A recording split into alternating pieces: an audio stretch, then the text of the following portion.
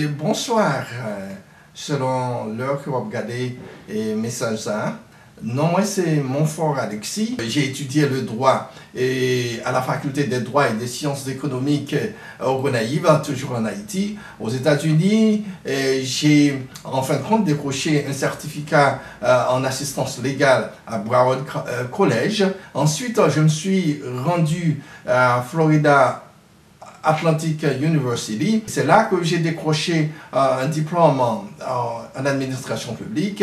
Et administration publique, c'est mon domaine. Et ensuite, je me suis rendu à Nova Southeastern University. Et c'est là que je me complété une maîtrise en administration publique, un master's degree en administration publique. Et mesdames et messieurs, je travaille pour le gouvernement local, Broward County.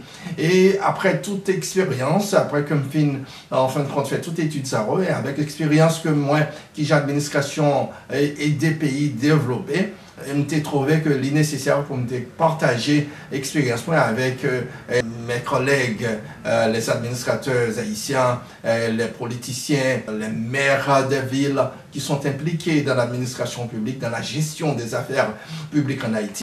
Et je dis s'il y a une occasion spéciale que je gagne pour me parler de livre que m'écrit. Et le livre, c'est le nouvel État haïtien, moderniser l'administration publique pour la bonne gouvernance. Et le livre a parlé de théorie, principes et applications. C'est un livre que m'écrit en français pour, en fin de compte, participer à la réforme de l'administration publique en Haïti.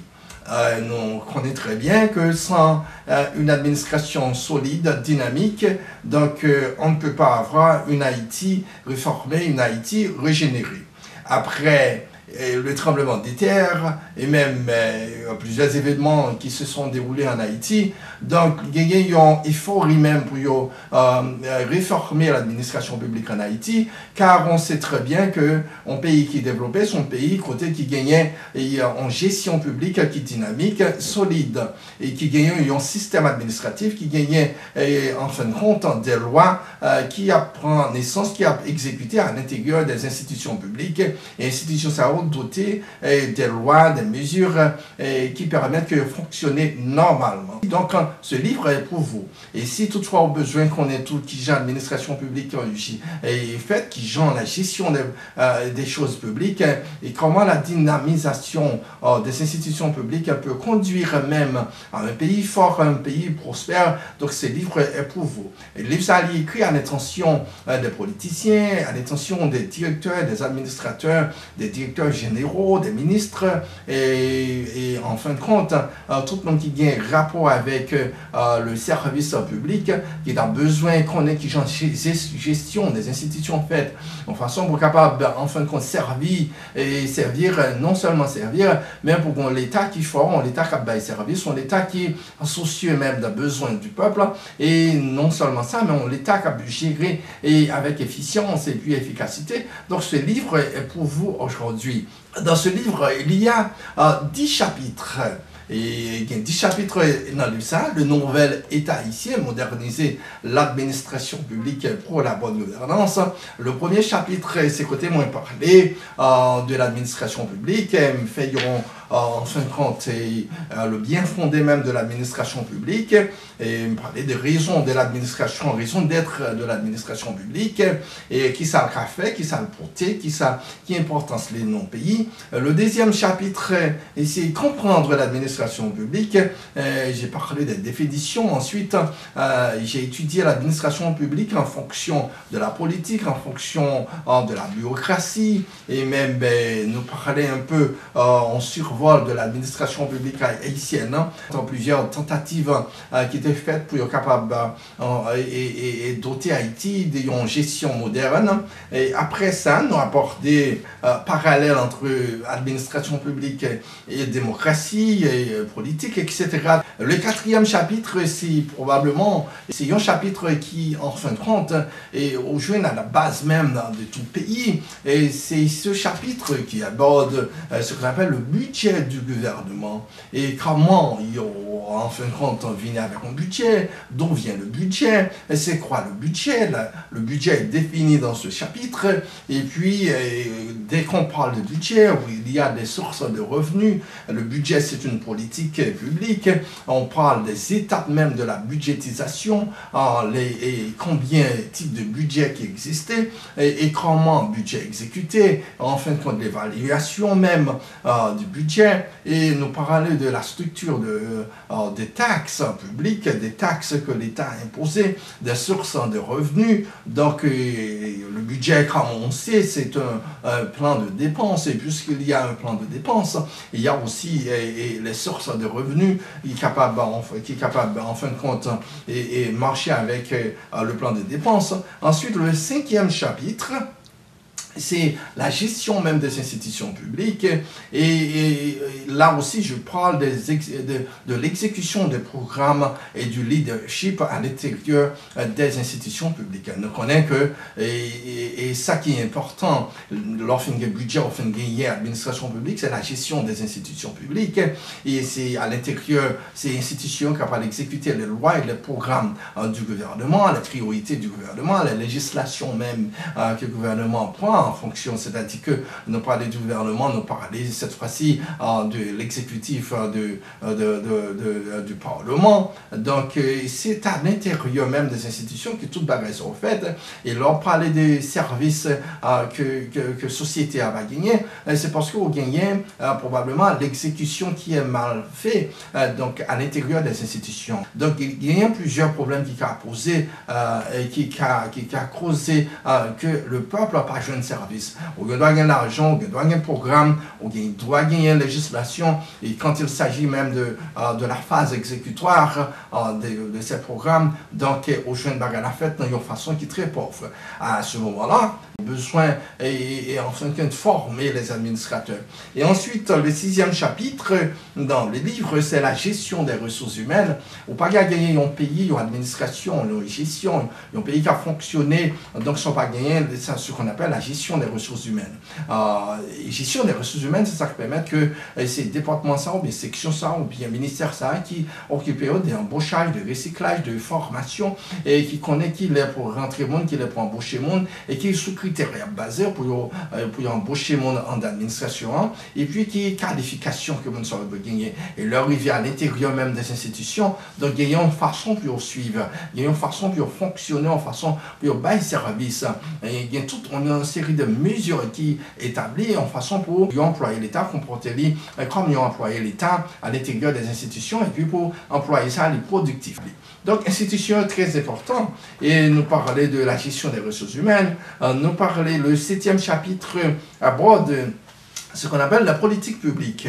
La politique publique, ce sont les législations, ce sont les lois, et non seulement nous parler de l'adoption des politiques publiques, nous parler même de Santa Carrelé dont itinéraire. Comment en politique publique faire une politique publique? Comment le faire arriver pour venir dans le Parlement, pour le Parlement voter sous libre, et puis voter libre, et puis pour aller dans l'exécutif, pour l'exécutif promulguer libre, ensuite pour arriver à l'intérieur des institutions qui est responsable pour matière ça dépend de quelle législation. Ensuite, pour nous parler d'implémentation ou bien d'exécution.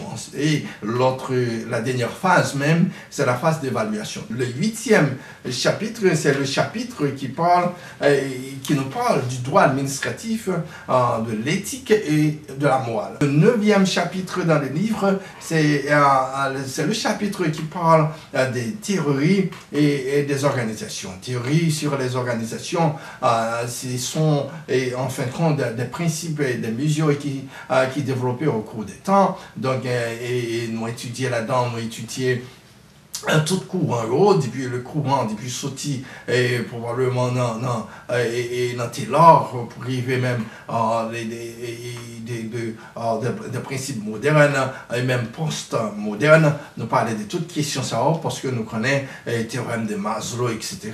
et théorie X, théorie Y. Nous parlons de toutes questions ça à l'intérieur du livre.